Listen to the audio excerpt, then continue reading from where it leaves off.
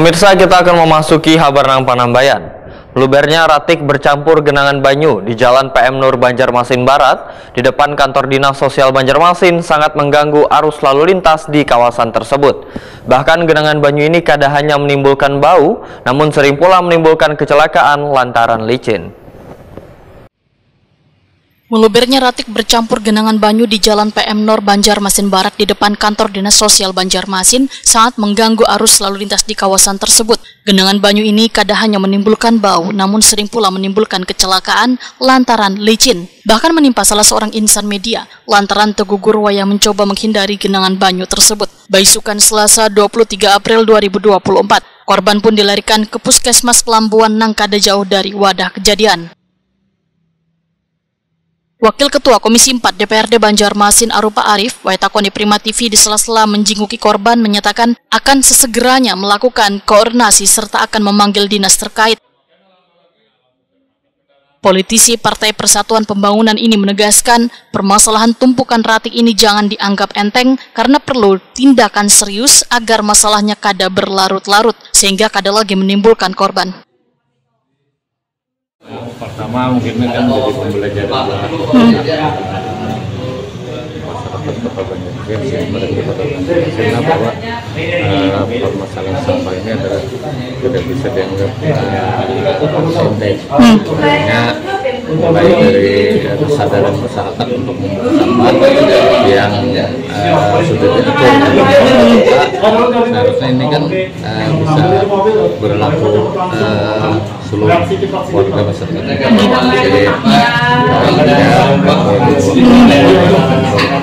Perda kita itu kan di malam hari, sehingga di pagi hari dari petugas lingkungan dinas lingkungan hidup sudah menerapkan untuk tapi yang kita banyak pelanggaran yang masih ada. Ini dari DPRD Kota Banjarmasin untuk support khususnya bagian anggaran ya, untuk anggaran supaya ke depannya ini jangan sampai terulang lagi yang menjadi keluhan masyarakat, salah satunya menjadi korban ini kan. Nah, ini mungkin karena bagian dari warga yang tadinya menyadari membuang sampah. Camat Banjarmasin Barat Ibnu Sabil memadahakan tumpukan ratik di wadah pembuangan ratik sementara ini berasal di luar dari waktu yang telah ditentukan hingga menimbulkan genangan banyu. Permasalahan ini pun sudah sering disampaikan kepada Dinas Lingkungan Hidup Banjarmasin dan Dinas PUPR Banjarmasin. Ya, jadi untuk di Banjarmasin Barat memang di Jalan PM Nur ini ada dua titik ya. Jadi satu di Simpang Jagung, satu memang di depan di kantor Pelambuan, atau di depan gudang besi.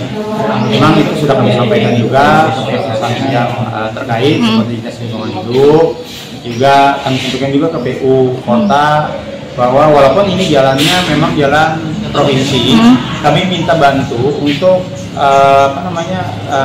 gorong-gorong, karena gorong-gorong di Jalan PM Nur ini hampir kalau hitungan saya sekitar 6-70% itu sudah rusak berat. Ya, jadi memang harus diperbaiki untuk gorong-gorong sehingga tidak ada genangan air lagi di jalan.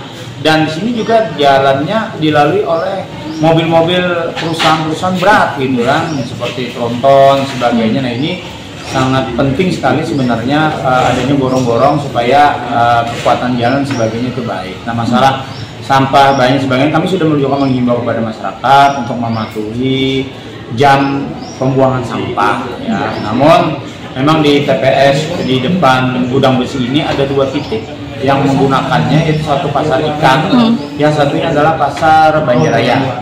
Nah, mungkin masalah selang waktu yang belum bisa diatur kembali ya, karena mereka membuang terkadang setelah subuh atau setelah jam berapa mereka membuang kembali gitu, walaupun sudah diangkut oleh Dinas Lingkungan Hidup.